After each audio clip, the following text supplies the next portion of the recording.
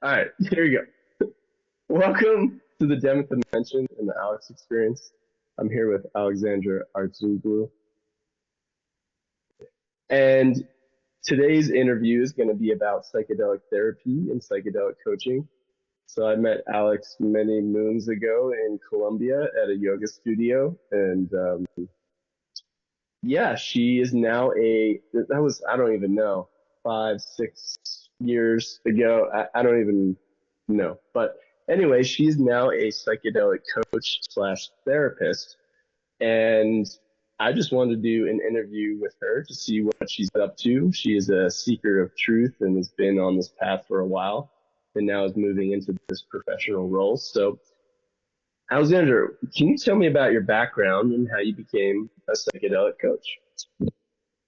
Yeah, so thanks, Devin, for your beautiful introduction. A seeker of truth indeed. So I have a background in psychology. I thought, well, let's start from the beginning. I've always been a seeker. I have always felt like there's potential inside us that we're capable of more than what I thought. I grew up around people who felt like they're not living their true potential. And I felt like there must be more than we can do with who we are, with our essence. And I wanted to leave my country for starters and experience life and different philosophies and different approaches to get closer to a truth or to my core or to the point. I didn't really have a word for it back then. But I studied psychology because it felt like the natural thing to do. But apparently psychology is a science that talks more about statistics and research and looks at normal distributions instead of exploring consciousness and what's really behind human motivation and behavior and why are some people abnormal and what is normal, and those were the kind of questions that I was interested in. And then it was through meditation that I started getting close to those. And then I accidentally stumbled upon yoga, and then yoga would allow me to meditate better and go deeper. And then when I read about psychedelics, I was initially called to them. It felt like, oh, this must be the thing that I was after. Like I've always knew there must be something in this world that can get me closer to that thing that I was seeking, whether that was myself or the core or expansion of consciousness. And when I did get to try psychedelics a few years later, it felt as if that hypothesis was confirmed, as if I knew it. I knew there was a tool that can get us to do all those things. So many years later, I realized that what I want to do in this world is to self-actualize, and how I want to serve is I want to help others self-actualize. And the way to do it from my experiences of seeking and finding was to combine psychedelics with therapeutic modalities and meditation, with all those modalities that work, but often don't work enough and don't work for everyone. Like many people are stuck in therapy for years and years and they don't get it in a way, or they don't get the breakthroughs that they want. But when you combine psychedelics intentionally and safely within a therapeutic container, then people can get to all those breakthroughs that they wanted to. So that's how I ended up in psychedelic coaching slash therapy, because I do both.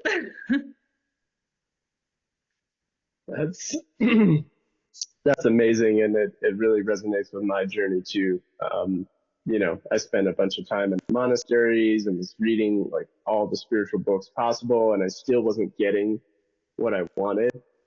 So then I had a DMT experience and then an ayahuasca experience, and then it's like, okay, all these things came to life, and I like your notes about psychology too, because often I'm like, do I even want to go into psychology? Like, I more want to do like, it's like religion versus mysticism. Like religion is the culture, the customs, but then the mysticism is like, oh, these actual experience of expanded states of consciousness, and I want that. Really, I want that. So Anyway, what training and certifications do you have in psychedelic therapy coaching? In psychedelics, it's I'm a certified psychedelic coach by the third wave that later rebranded to Psychedelic Coaching Institute. So now I'm not sure if I should say it's from the third wave or the psychedelic coaching. They're kind of the same thing, but different entities. So that's my psychedelic related training. And do you want to talk about why it's called the third wave? Oh, sure. Let's do some history. So we all know about the 60s, 50s, and 60s and the counterculture and the hippies, especially in the US. People like Timothy Leary and Ram Dass and like giving acid to everybody and hoping that things would just change, but things got a bit out of control. And then I was wondering if that's the second wave, because I was told that that was the second wave. I was then asking, so when was the first wave of psychedelics? And the first wave was actually, especially in my country, Greece, was a really big thing. But also the first wave of psychedelics is many of our ancestors in many places of the world, like in Asia and South America, in so many cultures, using some type of psychoactive substance as part of religious rituals, sacred ceremonies, with a lot of intentionality. Like there would be this almost once in a lifetime experience, this event that they would savor and respect and have so much reverence for. Maybe they would sacrifice animals and things alongside it. It was this big event, so that so many cultures had in common. In Greece, the Eleusinian mysteries that are to this day a mystery. There's this incredible book called The Immortality Key by Brian Murarescu, if I pronounce it correctly, that talks a lot about that the Eleusinian mysteries, people like Aristotle and Plato would be religious about going there every year. And even though they were forbidden to talk about it, and if they would die, like they would actually be sentenced to death. And it was kept a secret for this very reason, that it was so sacred. And there was supposed to be this ritual of death and rebirth. They used to say that if you die before you die, then you do not die when you die.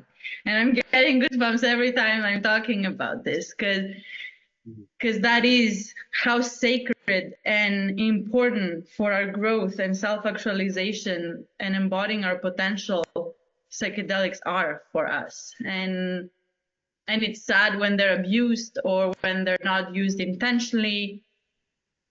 But of course, we can't control that. But what we do now with the third wave of psychedelics is we're trying to integrate all of that from the past, all the wisdom and the learnings and what worked and what didn't work. We don't want to repeat what happened in the 60s. We don't want to give psychedelics to everyone. We, in fact, want to learn from the way indigenous people use psychedelics, who have been protecting these plants and medicines for years and years. And we want to combine them with other therapeutic modalities, with integration tools, do it as part of, say, coaching protocols, therapeutic protocols, so that we guide people beautifully into healing and personal growth and transformation. Love it. Love History. It's so good. Yeah, I love hearing the history. And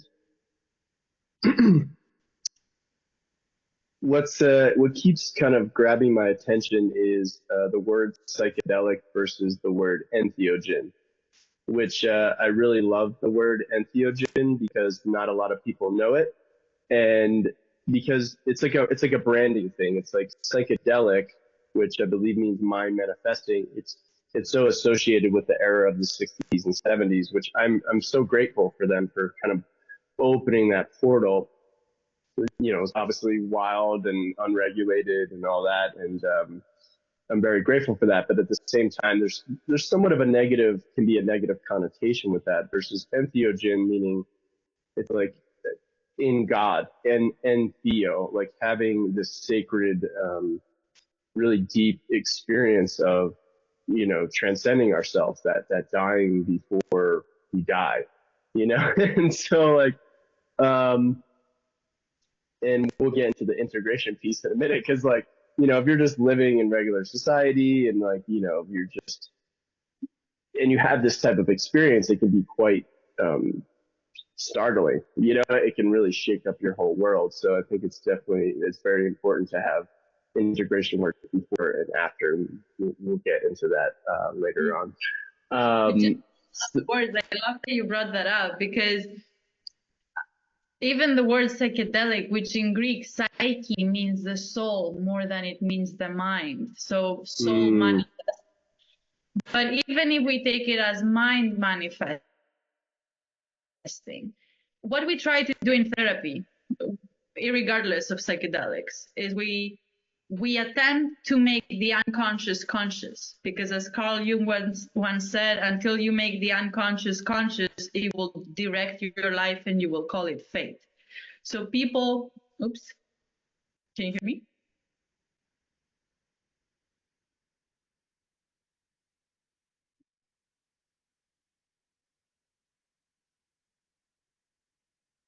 Can you hear me? Are we back? Okay, we're back. Yeah, we're good. Back, I'll take it from Carl Jung. Yeah. So, as Carl Jung once said, until we make the unconscious conscious, it will direct our lives and we will call it fate.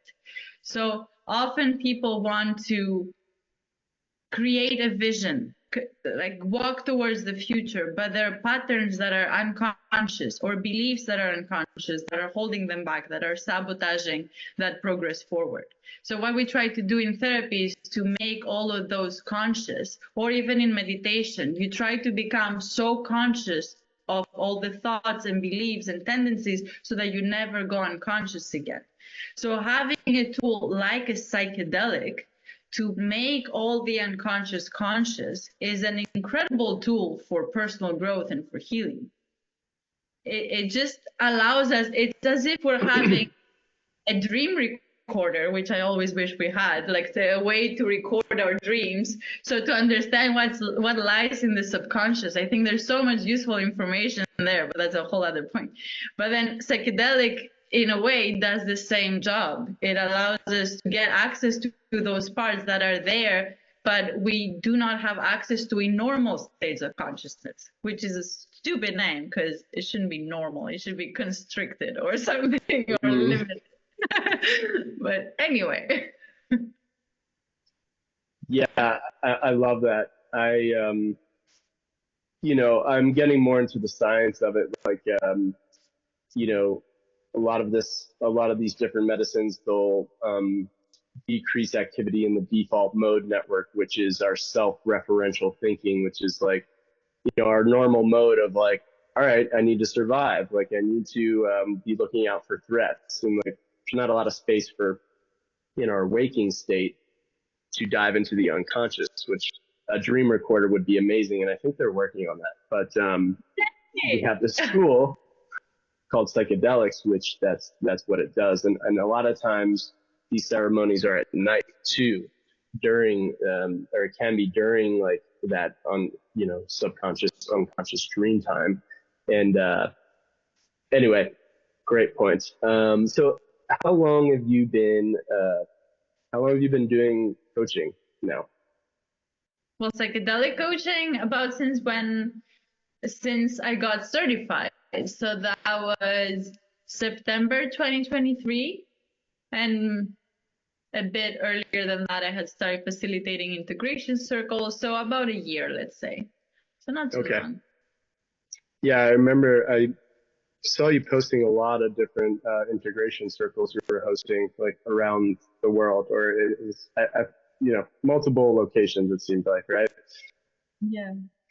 Well, there was mainly in Portugal. When I used to live in Madeira, I was volunteering for Sisters in Psychedelics in Canada, and then the Flourish Academy, which is basically Donna Harvey, an amazing woman who's a microdosing guide and coach. And I was just volunteering for her company and, you know, advocating psychedelic education and changing the stigma. And then she was the one who really motivated me to start my own circle, especially with women in psychedelics, because they were working with women. So I started women in psychedelics in Madeira, and then many men started asking, why is this only about women? We really want to come. And then the events expanded, and then we had everybody in psychedelics. And then we rebranded that and actually joined the Global Psychedelic Society Network. So then those circles became Madeira Psychedelic Society.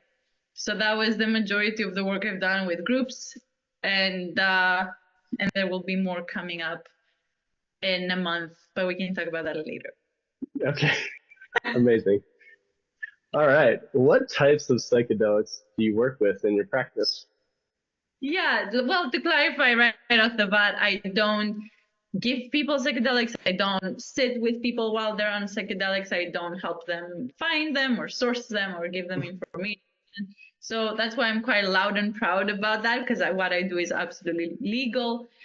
Humans, as well as animals, have had a thirst for expanded states of consciousness since the beginning of humanity. So people always find ways to find psychedelics. So what I help them do is maximize benefits and minimize risks. So I help them intentionally use them, prepare. If it's a larger dose ceremony they're preparing for, if someone has for a retreat in Costa Rica, in the Netherlands, whether that's ayahuasca or psilocybin, then I prepare them for that, and then we integrate, which is the most important part of the work. So the majority of psychedelics I work with are LSD, psilocybin, ayahuasca, occasionally MDMA, and occasionally ketamine. I might start working with ketamine this year to offer prep and integration to ketamine clinics. But so far, yeah, it's been more classic psychedelics, because I find a lot of value in those. Like the visions that you get, the hallucinations are actually a very important part of what leads to healing. Like people having all those visions and seeing everything they see. That's a very big piece of it. Yeah, I'll pause here. Okay. Yeah, it's funny, the word hallucination. I think Terence McKenna has a book called Real Hallucinations or something like that. And like, it's like coming back to dreams, right? Like, why are we seeing what we're seeing? Like what, and Carl Jung as well, obviously took a deep dive into dreams and all the symbology and mythology. And, he's having European clients having these like, African symbols like appear in their dreams that they have no reference to, but which led to his theory of the collective unconscious. And there's like a database of archetypes and symbols that it's like, what do they point to? What would you say these hallucinations or symbols kind of point to? Well, I feel like it's still my deep-seated belief that we are capable of so much more than we think we are and that we know of. So they just point us to that. So in one of my first MDMA journeys, I might have told you that before off of an interview setting. In one of my first MDMA journeys, I saw that normal, sober us, not on psychedelics, are behind a door that's mostly closed and a tiny bit open. And when we take psychedelics, that door of perception opens and we get to see all that is already there. But we finally are not stuck in our minds and our limiting beliefs. As you said, the default mode network silences for a bit, and there's not all these narratives and stories. So we get to access everything that's possible. I see it that on psychedelics, it's as if we're standing behind a ton of doors and we're like, which one should I use? My body image issue, like everything is available. And then you get to decide, depending on the intention, I'm going to work on this issue today. But everything is available because we have clarity and we're so present, and we're finally living with more than one sense at a time, as if we can smell and taste and see and touch and experience everything all at once. It's as if we're in a heightened state of being, and we're way more present. So I feel like we're way more capable of accessing our psyche. So yeah, those dreams and those hallucinations are just what's there. But I don't know, like my knowledge is so limited on that, but that's what I suspect. Mm-hmm. Beautiful. Yeah, The Doors of Perception by Aldous Huxley is an excellent book. Highly recommended. His writing is pretty exquisite. I think he had a mescaline experience, and highly recommend that book. And so when you're helping people prepare, can you describe like your approach and maybe a few things that you take them through pre and post experience? Mm-hmm, mm-hmm. So first of all, it depends on how far in advance people sign up for preparation sessions. Because when they're in a rush, we need to speed things up. Because ideally, you want to prepare someone for about 3 months. I think it's a good amount of time. But often I have people saying, I have an ayahuasca ceremony this weekend or next weekend or in a month. And I'm like, okay, let's see what we can do in that amount of time, especially for ayahuasca. But I see preparation, pre-journey, a split between two parts. So it's like 50% education and mentoring. So I'm going through what to expect from the experience, from the medicine that they signed up for, physically, psychologically, you know, if it's psilocybin, say, and they've never taken it before in a high dose capacity, then it's like, you know, the walls might start moving, and that's okay.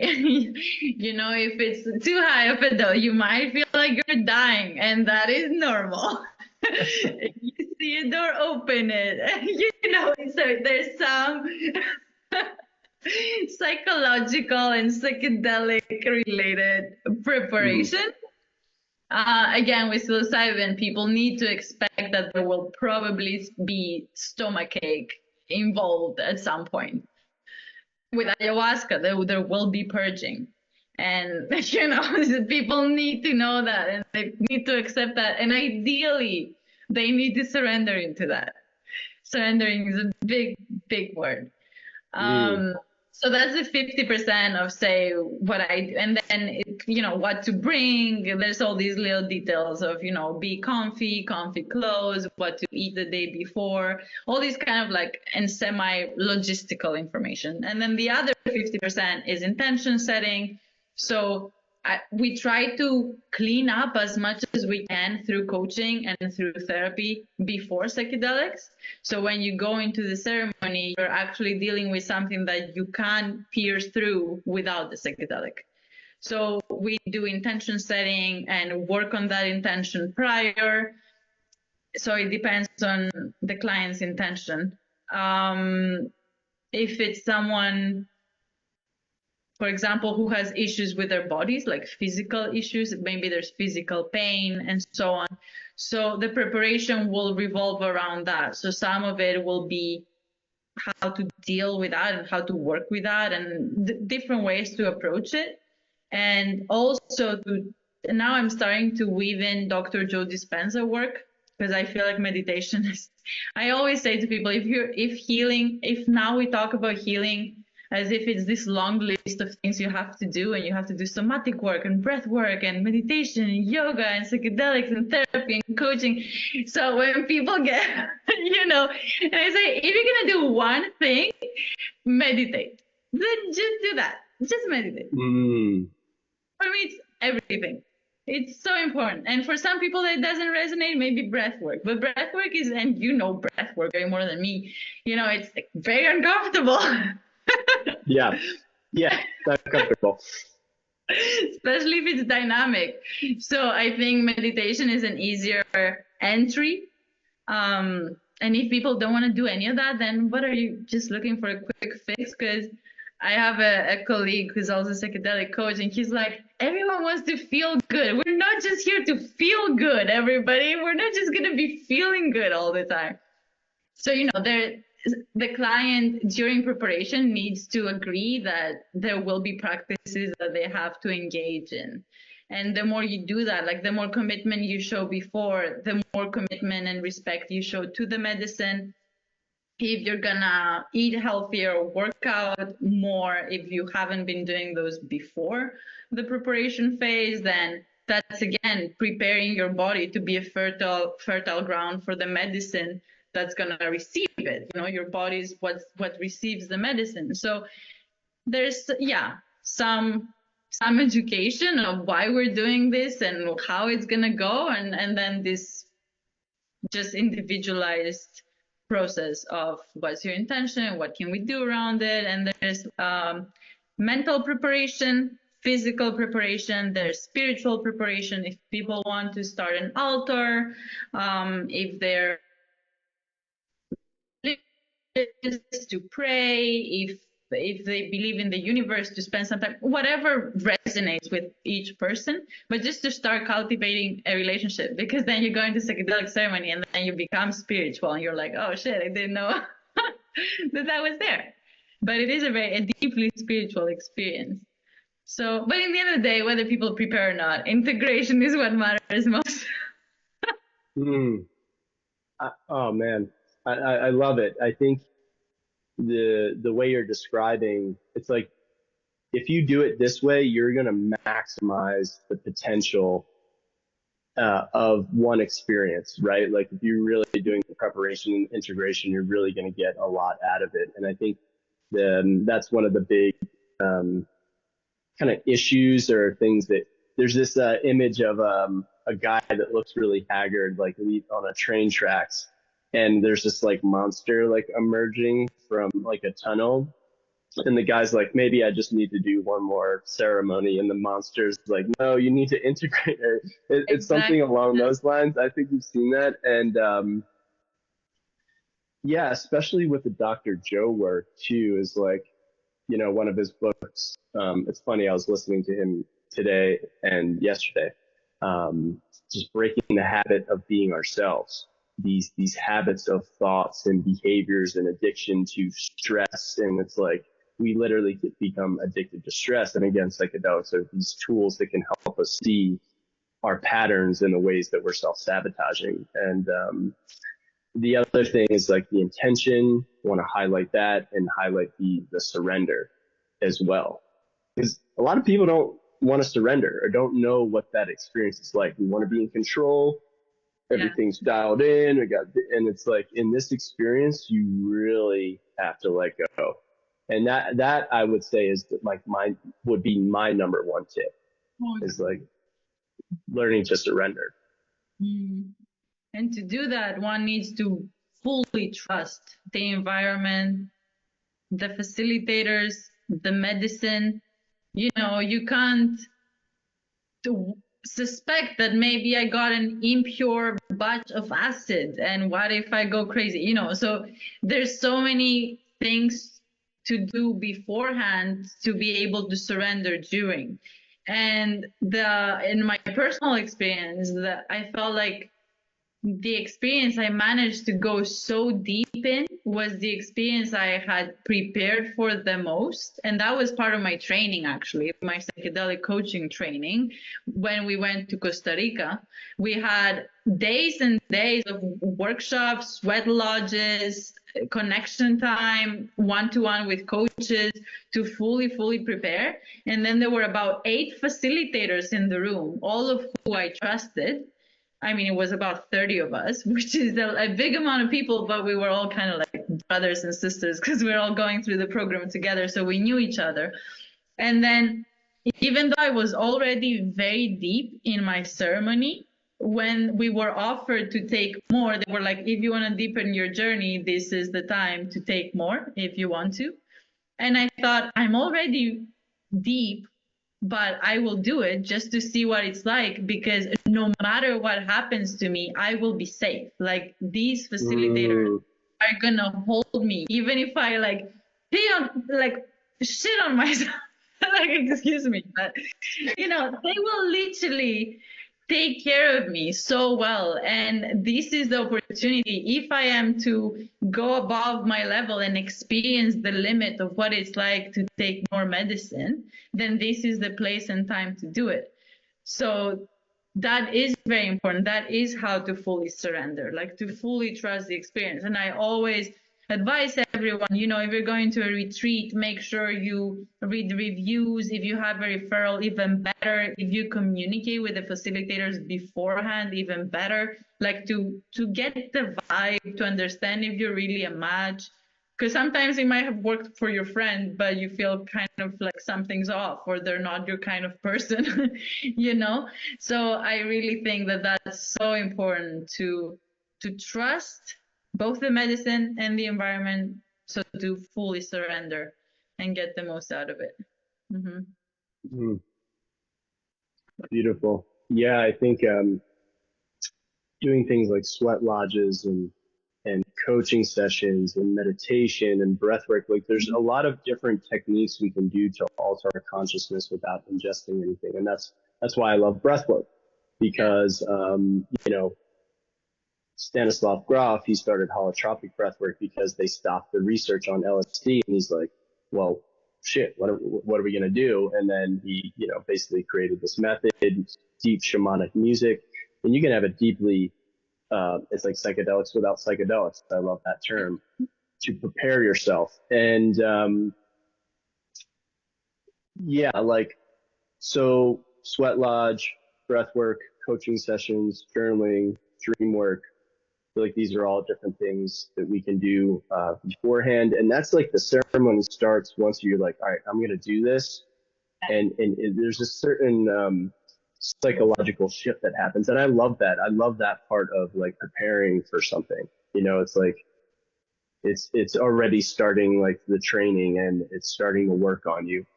And what specific techniques or methods after ceremony do you like to work with clients? Well, in terms of integration practices, it would be the same one. So it would be meditation, breath work, it would be journaling. I love journaling so much. My coaching grew out of creating journal prompts and journals for people. So I'm creating my own integration guides, and I also personalize them to my clients. So if someone's working one-to-one with me, they will get a workbook. And if they want, they will get a hard copy of a whole workbook made just for them. So journaling is a big piece of it. Am I freezing again?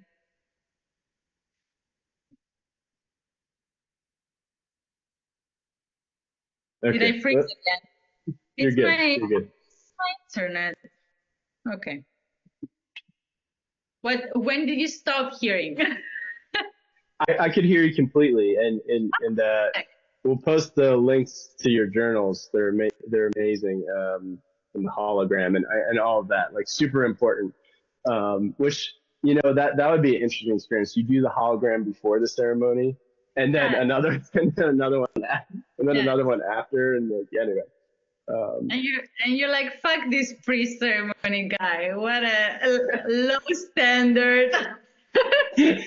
Limited beliefs of what he's capable of. Exactly. I had small goals. Anyway, people don't even know what the hologram is, but yeah, it's one of the exercises that I give, and I'm actually now just the microdosing guide and workbook with the journal prompts is available for the public. The rest are just for individual clients, but I'm planning this summer, hopefully in July, which is coming next week. I want this July to publish my non-psychedelic journal, which is basically a tool for people to reflect on their lives, their goals, all the different areas of someone's life, and set their priorities differently. It's like having a coach without having a coach. It's this tool that I wanted to be accessible for people who don't want to work with a coach, are not sure about, whether working with a coach is worth it. So it's this accessible tool that can help people live better lives. One of the best coaching advice that was ever given to me was A bad coach will tell you what to do. A good coach will ask you questions.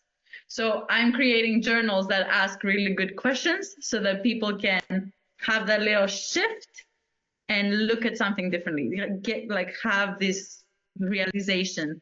And so that's coming out in July.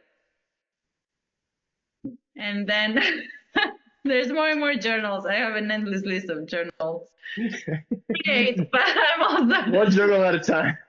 Exactly. So I've been creating 3 at once for months, and none of them was published. And then I thought, what if I just do it like a man?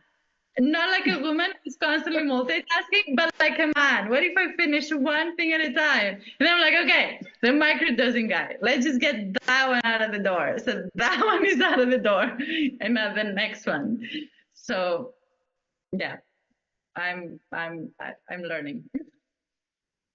Amazing. So the microdosing guide is ready. That is ready. So that is on my website, and that is the only one that's available for non-one-to-one clients. So okay, that's there. But if someone's working one-to-one with me, then I create things for them, whatever they need. I create a journal about it, which is also part of our coaching sessions, because using the journal, in this day and age, we don't lack tools and information. We lack motivation and accountability and discipline. When you combine the journal with coaching sessions, you get to better utilize both, because many people will buy the journal and just do 10 pages out of the 150 of them. And it's like, nothing's changed. So it is kind of sad when that happens, both for them and for me. So I'm like, I put so much effort into this. I could have been working with clients, but I love it and I wanted to help you, but you're not using it. Damn it. It's like, buy coaching session. So anyway, but that's kind of the model. But back to integration tools. So there are the journal prompts and also the practices that someone can continue doing, whatever it resonates for them. I don't want to overwhelm people with like crazy morning routines where they need to do everything from meditation to breath work to exercise to all of that, because many people get overwhelmed by that. And then it depends on what happened during their journey. They can pick different integration practices. One that I really like is rapé. Some people pronounce it rapé. So it's legal. It's a powder. It's made of tobacco and some other herbs, and it can really help with clearing up the fog in our minds. It allows to have that clarity to meditate better, to concentrate, to be present.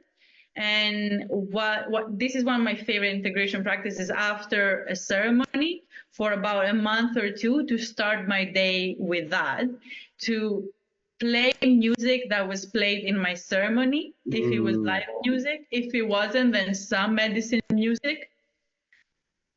I mean, if there was, if people don't know what medicine music is, that's probably not going to help them. And then do my little rapé ritual and then meditate. And that's it. And if you want to journal after, if you want to keep integrating. Another thing I really love is if you've been recording your ceremony, some people like to talk and record it and then listen back and transcribe it. That's a really good way to continue revisiting and deepening. And another thing for those who journal either during the psychedelic experience or after, then to keep reviewing those. So to continue cultivating a relationship with the experience so that it becomes a part of your life. So those are kind of like the, I guess, go-to integration practices. But the majority of integration work is mainly compassion inquiry, which is a psychotherapeutic approach developed by Dr. Gabor Mate, which is what I'm certifying in this year. I will hopefully be certified in a couple of months. And this has changed massively the way I work, the way I look at my childhood and myself. And the reason why I call myself a therapist more than a coach, because people will get a lot of therapy when they work with me, because it's working with childhood trauma, with addiction, with self-destructive patterns, with beliefs, but working at those with compassion, with curiosity. It's a very beautiful process. So I do that practically in every step of the way: preparation, integration, non-psychedelic coaching. It's just such a beautiful approach, and it's really useful and helpful. And that, so it depends on the client's issues and what happened during ceremony. Integration is not a checklist. Preparation is more of a checklist. Like, this is how we prepare the mind, this is how we prepare the body, this is how we prepare the spirit, this is what to expect during psychedelics, psychologically and physically. So it's more of a clear-cut list, similar to microdosing. This is the protocol A, protocol B. This is how you calibrate. If you're not feeling it, this is what to do. If you're feeling too much, these are more clear-cut ways of coaching. Integration is just coaching. So it depends on the intention and what it is that shifted for them and what it is they need to change and implement. And then we just go from there. So it's really just coaching work or therapy work, and continuing to meditate or journal or whatever. Hope that doesn't sound overwhelming. I was gonna say that was a lot of info, and you answered my next question, which is we'll chunk down what you just spoke about, which is the common issues that people bring into. So you went through it kind of quickly, but yeah, what are some of the most common issues or goals clients seek to address through psychedelic coaching? And you just mentioned a bunch. Yeah. So again, it depends on case by case. Many people are lacking vision. They're not excited or inspired to wake up. They just don't have something to look forward to, no direction. And psychedelics, especially psychedelics like LSD, tend to be really good with that. Then some people want to address trauma, whether they remember it or not. I've had a client who suspected that there has been a very traumatic experience, but he couldn't remember it, but he had a feeling that it happened. So something like ayahuasca can facilitate the remembrance of that. Other people have other issues, from mental health issues of, say, depression or anxiety issues, to eating disorders, to issues around feeling uncomfortable with their bodies, physical pain. It's a very wide spectrum of issues that people will bring into psychedelic ceremonies, which is why it's such a beautiful way of healing. Mm-hmm. Yeah. I was in a ceremony recently in Colombia. It was really beautiful. And the main themes that I saw were childhood trauma, just like feeling unwanted by parents, or just dynamics with parents.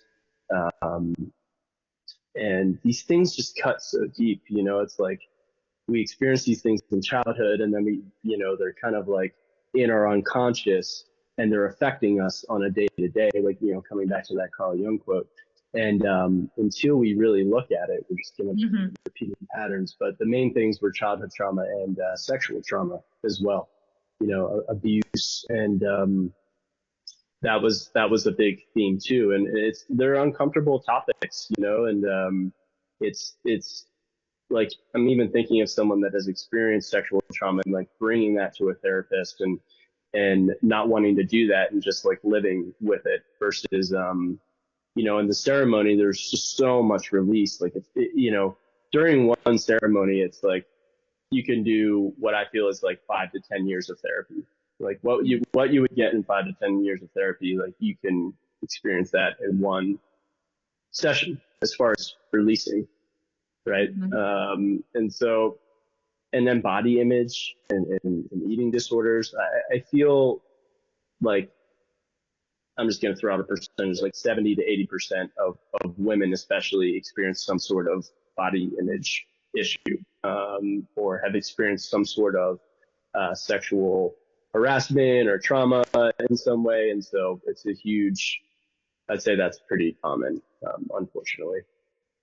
It's insane. I was recently in a workshop, a 3-day event, and there was about maybe around 30 of us. And at some point, we all got to share probably the worst thing that's ever happened to us. And I was shocked to discover that in that sample size, about 90% of the room had experienced sexual abuse or sexual trauma. And I was like, I'm just in a random event. And I cannot believe that this is the ratio of people who have experienced such a traumatic experience and those that haven't. I just didn't know that it was that big of a proportion of the population. It's insane.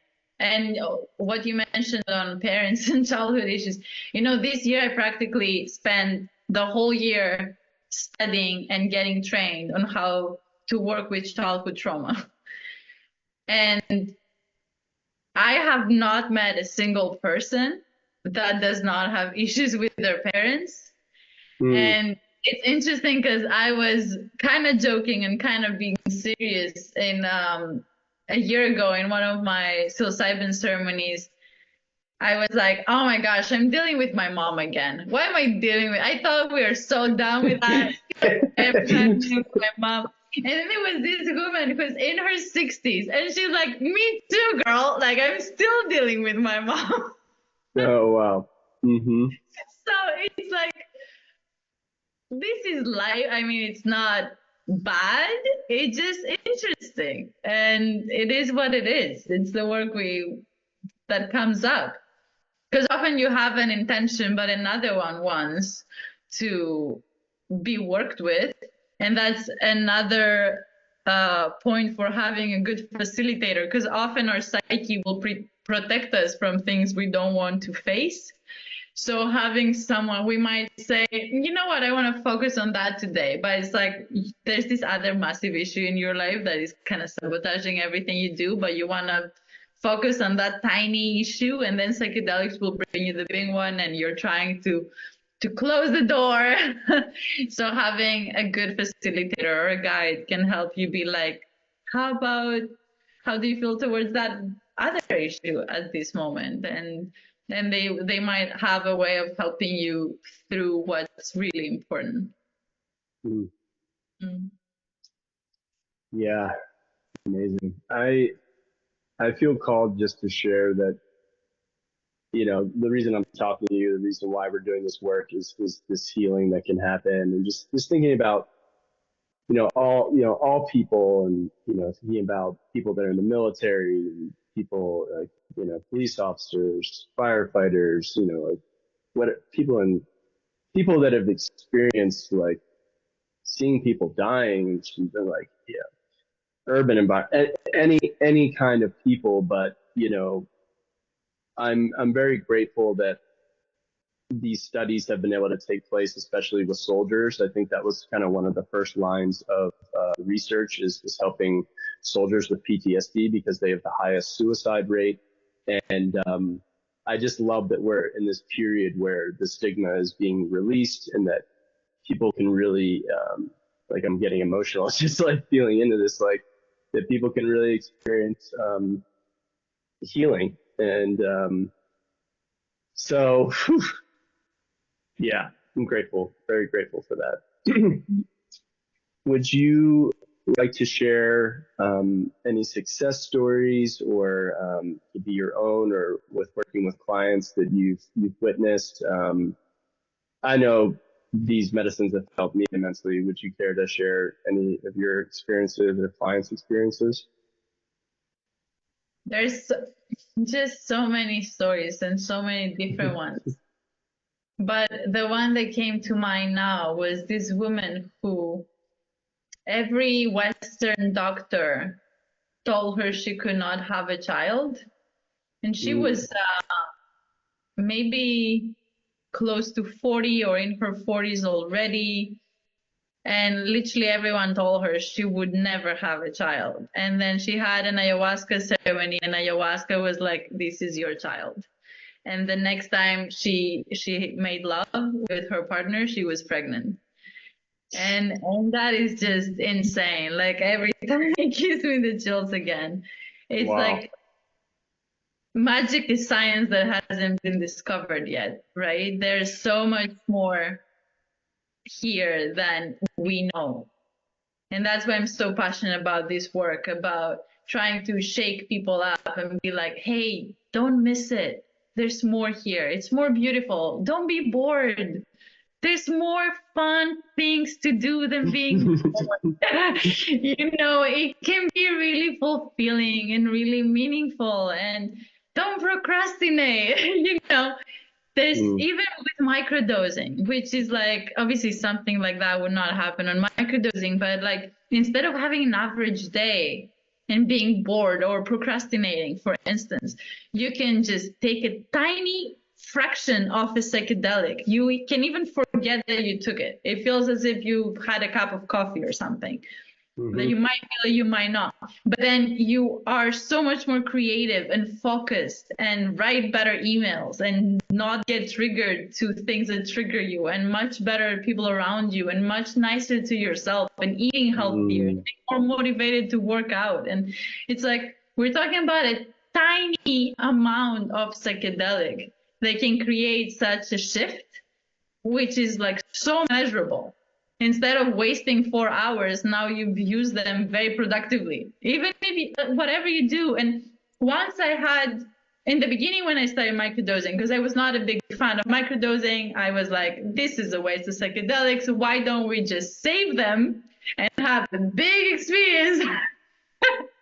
That will be loads of, get us closer to self-actualization, have all these downloads. And then people were like, if you want to be a psychedelic coach, you need to give this a shot. It's a big part of the work. And I actually, when I started microdosing, I was like, oh my gosh, this works. Like my intention was to sit down, like stay sat on my desk and do what I had to do, because I would normally get up and get distracted and snack and scroll on social media. And suddenly I was like glued to my intention. I was like, I said I was going to sit here and work, and that's what I did. And I'm like, I can't believe that microdosing got me to do that. Normally I would have 2 more cups of coffee and like 100 grams of walnuts or something, because just for the sake of distraction. But the most important thing that happened was I got on the bus on that first day of microdosing to go to the gym. And I was just so grateful for the blue sky and for the moment and for myself and for everyone I love being well, that I was like, even if our intention for psychedelics and for microdosing is nothing more than this, then it's enough. Because we're missing it. Like most of us have really good lives, but we're not grateful, we're not happy, we don't feel fulfilled. And even if you just intentionally take this medicine and feel grateful and appreciate, like come awake to this moment, then it's enough. We don't really need to have a big vision or to have our career sorted out or to get pregnant when it was impossible. We don't really need all those things. These are great cherries on top of the cake. But just to be grateful and be present and not miss it, I think it's enough.